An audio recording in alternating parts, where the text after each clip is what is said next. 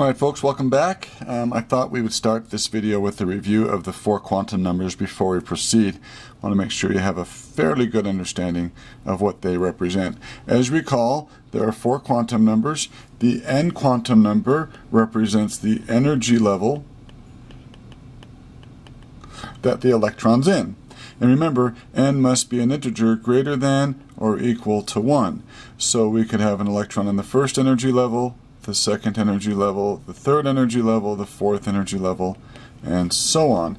That's a pretty easy quantum number. The next quantum number is the L quantum number, and remember folks, that is the sublevel that the electron is in. And L can range in values from 0 up to n, that would be the energy level, or n quantum number, minus 1. So, for instance, example, if n equals 4, L can have values of 0, 1, 2, and 3. Notice it ranges from 0 to n minus 1. Notice also that in the 4th energy level, there are 4 sublevels. They are designated by the L quantum number. L equals 0, 1, 2, and 3. Oftentimes we refer to them by their letter designation.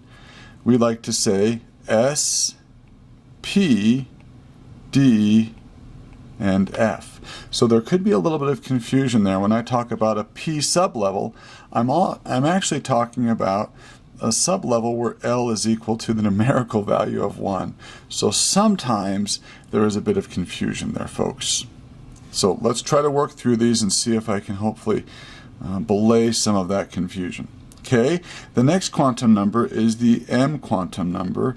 It's also called the M sub L quantum number. And this is the orientation of the sublevel. So, as you recall, an S sublevel is a spherical orbital. Now that actually occupies 3 dimensions, but I have a hard time drawing that on my 2-dimensional iPad here. So that is an S. Remember, S's numerical value is 0.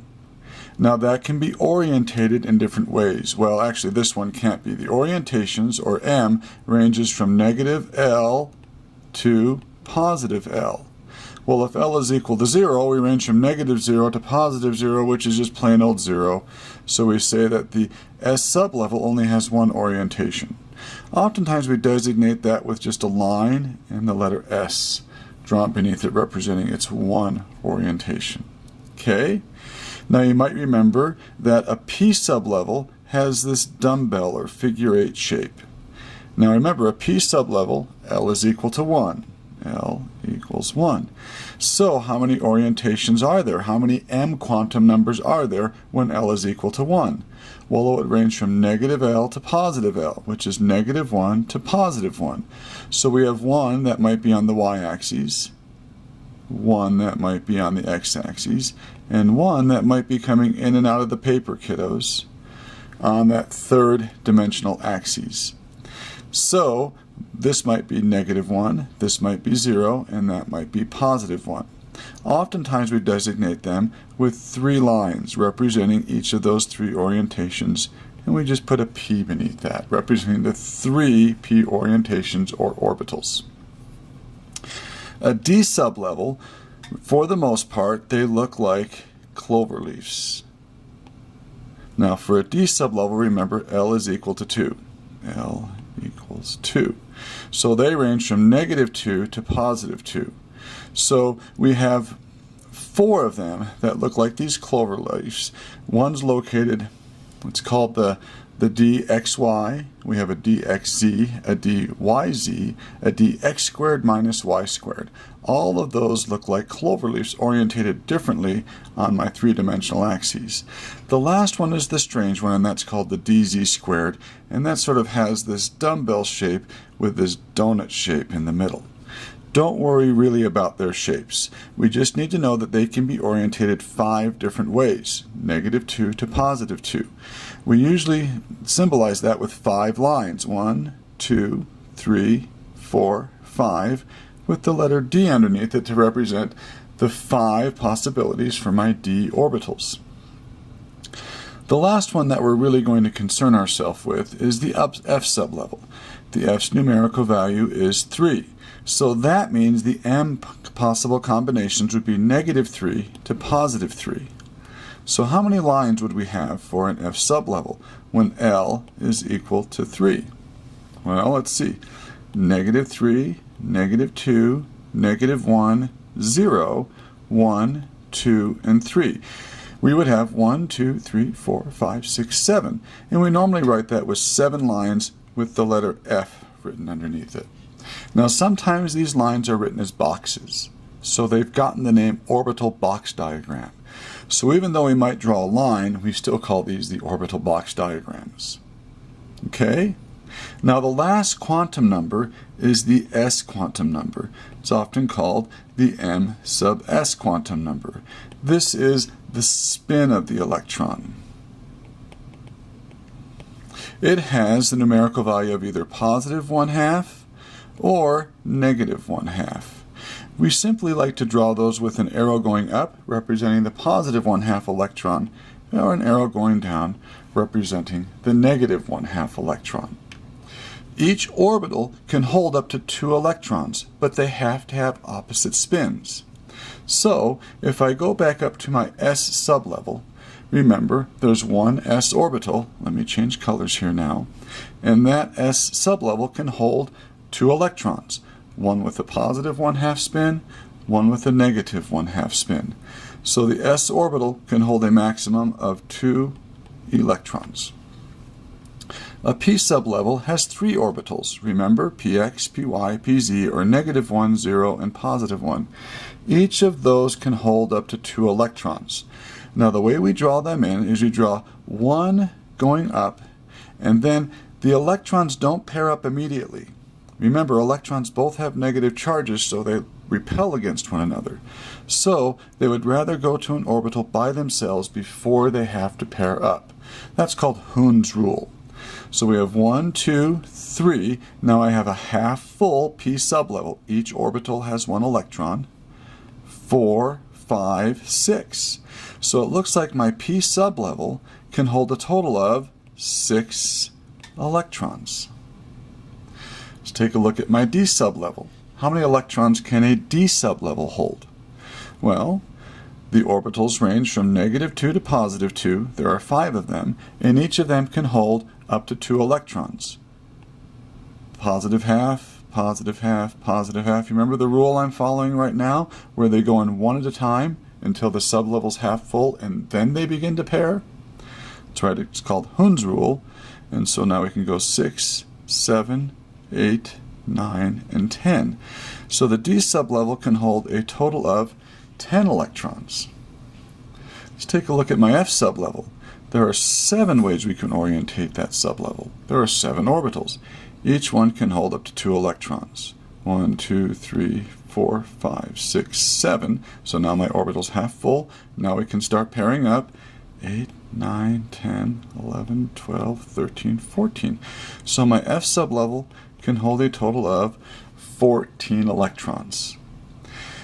Now, these numbers are interesting. Notice an s can hold 2, p can hold 6, a d can hold 10, and an f can hold 14.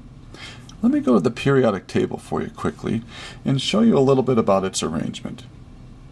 You may not have noticed this before, but do you notice that I have a region of the periodic table right here that's 2 elements wide?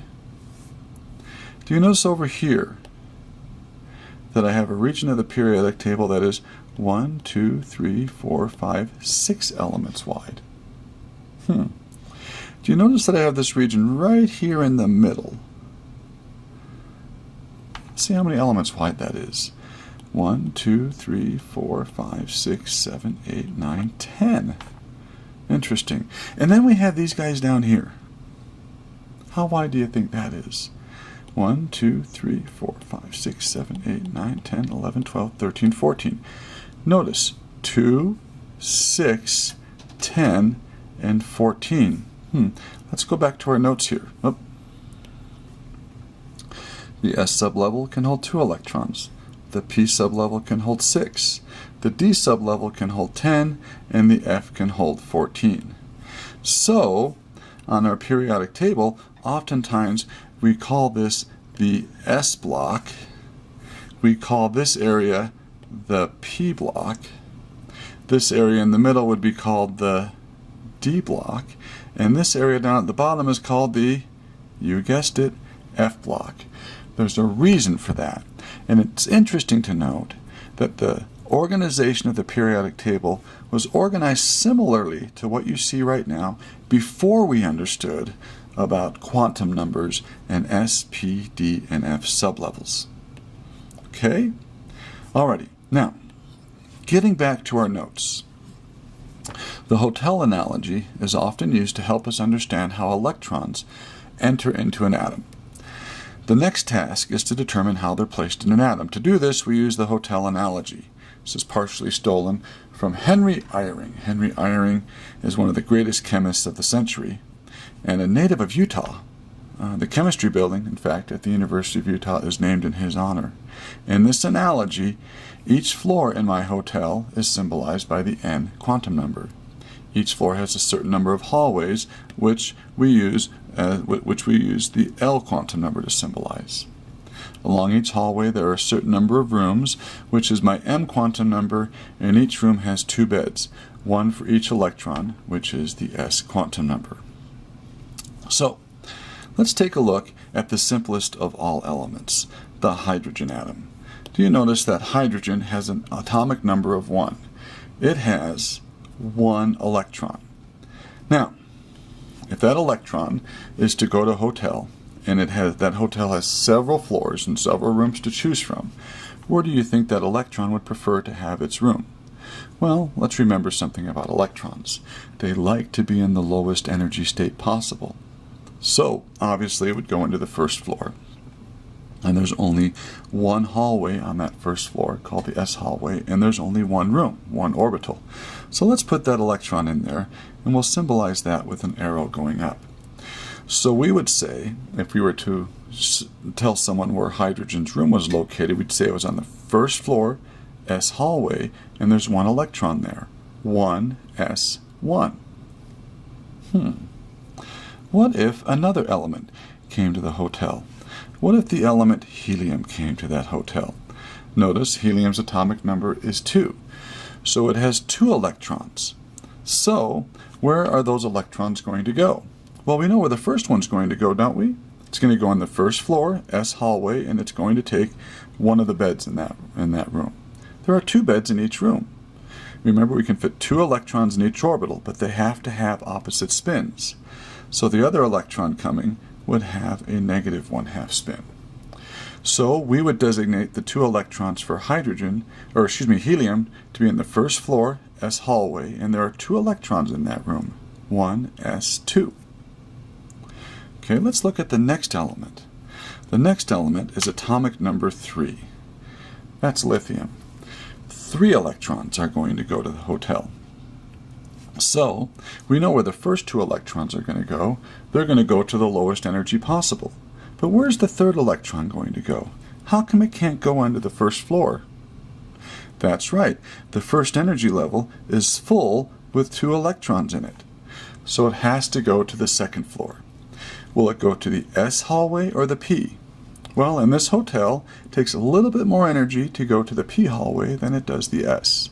So the electron goes to one of the rooms, the room in the 2s hallway. So for lithium with 3 electrons, we would say that its 3 electrons are in the first floor, S hallway, and 2 electrons are there. And then in the 2nd floor, S hallway, there's 1 electron there. 1s2, 2s1. The next element would be beryllium, 4 electrons. Well, where do you think the 4th electron's going to go? It could double up and share a room in the 2s hallway, or it could spend a little bit more energy and be by itself in the 2p hallway. Turns out it takes less energy to be in the 2s, so it pairs up with the first one there. So the electron configuration now for, the electron configuration for beryllium would be 1s2, 2s2. See how I got that? 1s2, 2s2. The next element would be atomic number 5, boron. So, boron has 5 electrons. We know where the first 4 are going to go. Where's the 5th one going to go? You're right, it's going to take one of these rooms in the 2p. So, boron's electron configuration would be 1s2, 2s2, 2p1. That takes care of all 5 electrons. Let's see what the next element is. Carbon. Carbon has 6 electrons. So, let's see where it's going to go. We know where the first 5 are going to go. Is the 6th one going to double up, or is it going to take a room by itself? Well, remember, in the p sublevel, these orbitals all have the same energy. If they have the same energy, then an electron would rather be by itself than double up. It takes more energy to double up. So it'd like to have a room by itself. Remember Hund's rule? They don't start doubling up until the sublevel is half full. So the electron configuration for carbon would be 1s2, 2s2, 2p2, taking care of all 6 electrons for carbon. All right, we'll stop there for now. We're going to do a lot more of this on the next video. Okay? Talk to you later. Bye-bye.